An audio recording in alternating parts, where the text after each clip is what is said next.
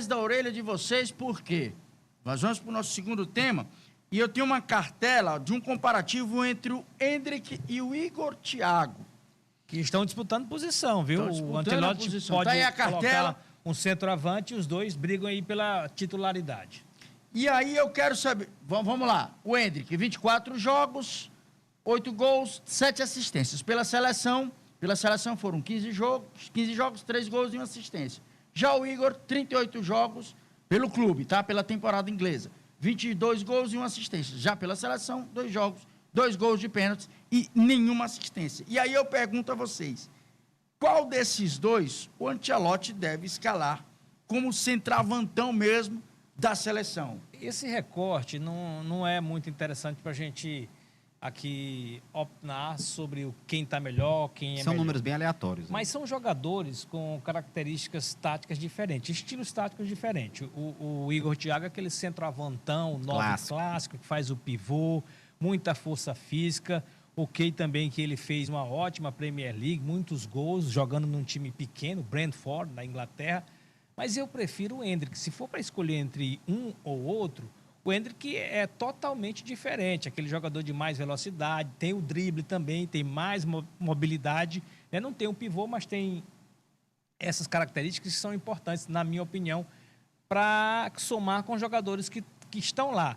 E olha, é uma coisa tão absurda o Endrick como jogador, ele só tem 19 anos, vai para a sua primeira Copa. O Ronaldo Fenômeno, quando foi para a Copa, ele tinha 18, não jogou. O Kaká, quando foi para a sua primeira Copa, tinha 20 anos, também não jogou. Foi tipo café com leite, os dois. O Endrick vai para essa Copa com a possibilidade real de até ser titular da seleção. Eu acho que Ancelotti passa pela cabeça dele testá-lo em algum momento como titular, porque ele é um jogador diferente, é um jogador que, apesar da idade, é maduro, pode somar, pode entregar muito. Aliás, ele tem muita estrela. Quando o treinador chama o Endrick, ele entra em campo, costuma dar resultado. Só para aumentar o debate, a quilometragem de cada um em tempo de jogo. O Igor Jesus, ele tem 3.284 minutos em campo e o Endrick, em 6 meses, do Lyon, 1.600. A quilometragem é boa de carro, Darton.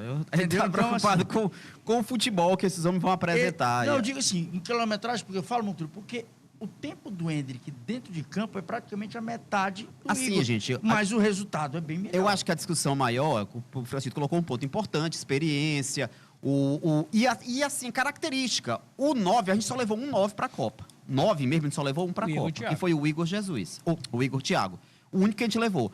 O Endrick, ele joga de 9, mas ele vem jogando mais aberto no futebol francês. Ele pode jogar de 9. Eu acho que o natural é que se o Ancelotti for escalar um 9, como vai acontecer contra o Egito, seja o Igor Thiago, que não vai ter cadeira cativa. Se ele não jogar bem, o Endrick pode ser utilizado. Se ele for jogar com 9, que eu não acho que vai ser todo jogo. Vanderlei? Eu acho que a grande vantagem da seleção brasileira, tendo o Endrick no plantel, vai ser quando ele entrar no segundo tempo. Porque ele tem tudo isso que o Francis Milton falou e tem uma força física, apesar de ser um cara baixo, ele é muito forte, ele não afina, ele encara e tem força e velocidade. Então, eu acredito que pela sua vitalidade, ele vai ser um jogador de segundo tempo. E não tem comparação dele com o Igor Thiago, apesar de serem 2 camisas 9, são 2 formas completamente diferentes de jogar. Igor Thiago, na minha opinião, vai fazer um teste contra o Egito, mas a primeira rodada da Copa do Mundo, os dois estarão de mãozinhas dadas, passando um pouquinho de calor ali no banco de reserva. Chama a atenção a maturidade, né, do Endrick também, né? Eu falei algumas características que me agradam como comentarista, mas a maturidade do Endrick é impressionante. Jogador que não sente o peso da camisa estrela, né? Da seleção, tem muita estrela. Na coletiva da seleção ontem, ele até brincou, deu uma de repórter, pegou lá o microfone, fez uma pergunta, inclusive, para o Igor Thiago. Isso mostra que a relação entre eles também está boa, né? Essa briga, na verdade, é uma briga saudável pela titularidade se o Ancelotti mudar o esquema tático da seleção. Eu acho que, sinceramente, como eu falei, que eu acho que a história do 4-2-4, 4-3-3 vai variar de acordo com o adversário. Eu acho que a escolha do 9 também vai variar de acordo com o adversário. Eu acho que a tendência é quando o Brasil enfrentar um Egito, como é o caso agora, quando enfrentar uma Escócia, um Haiti, a tendência da gente ter um 9 escalado, um 9 clássico, como o Igor Thiago, é muito grande. porque a gente precisa desse jogador de referência na área. O primeiro tempo contra o Panamá mostrou que a bola ficou circulando, nem Rafinha, nem Matheus Cunha, nem o próprio Vinícius Júnior tinha aquela presença de ar necessária para servir como referência no segundo tempo. A coisa fluiu melhor, não só com a entrada de Paquetá, Danilo, Ryan e Endrick. A presença do Igor Thiago como referência da área também ajudou nisso. Então, eu acho que essa escalação ou não do 9 vai depender do adversário. E se o Ancelotti inventar de botar o Endrick na correria dele e o Igor como... Juntos? Pode é uma possibilidade. Também. O Marquinhos já destacou. O Endrick, joga aberto, que tem como características diferentes do Igor Thiago, ele tem a velocidade e tem o drible. Então, se ele for deslocado para a ponta, ele dá conta do recado. E o Thiago, não. Aí ele vai jogar só lá na função clássica de pivô, de centroavante. E eu acho que ele só pode levar vantagem em relação, agora aqui falando sobre a disputa pela posição, o Igor Thiago vantagem em relação ao Endrick é na questão da recomposição. É um cara muito forte também fisicamente, que pode voltar, fazer bem a recomposição até o meio campo. Até o Ancelotti já disse, eu não quero que você volte até lá na defesa. Voltando até o círculo central ali, tá bom para mim, é o suficiente. Eu acho que isso aí ele entrega também. Você arriscaria, Vanderlei, botar os dois juntos? Eu não arriscaria, a menos que seja um jogo de eliminatória e o Brasil perdendo, aquela situação que a gente não gostaria de ver. E, Daidson, só para você entender a posição do Endrick, o Endrick, na realidade, ele é um Yuri Alberto um pouquinho melhorado. Em comparação. Ó, a gente tem mensagem aqui, para você que mandou mensagem aqui para o nosso QR Code no cantinho da tela. Tá lá a mensagem, já a gente vai começar. Tem mensagem, não tem, o Andrei?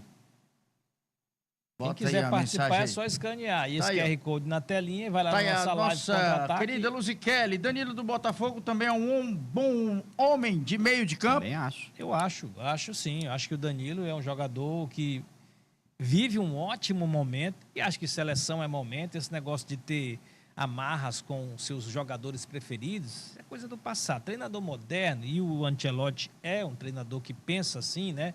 Ele pode, em algum momento, entender que o Danilo também pode jogar ali, né, no meio campo como titular da seleção.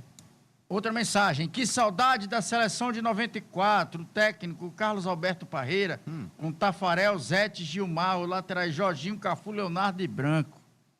O Gilmar era o goleiro reserva. Gilmar Rinaldi. Era o goleiro. Ainda tinha o Zete, né? Acho que Zete, ex-São Paulo também. Mas nada como o tempo, né? Branco era criticado pra caramba, cobravam tanto do Branco. Passa o tempo, aí virou uma lenda, cara incontestável, ganhou a Copa do Mundo. Ele também sofria muito com a cobrança do torcedor. E essa lembrança aí é pertinente de goleiros, porque pra mim a seleção tá com um problemaço. Se eu sou Ancelotti, meu goleiro titular não é nem o Henderson e nem o Alisson. É o Everton, ex-Palmeiras. Que vai acabar sendo.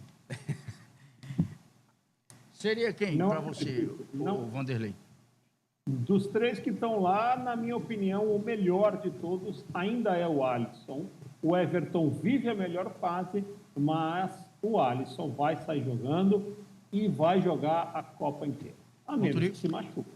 Não, eu acho que vai depender muito de como está fisicamente o Alisson. Se o Alisson mostrar evolução física, ele é o goleiro titular da seleção brasileira. Para mim é, para muita gente é, mas vai depender da evolução física dele, como ele estiver fisicamente.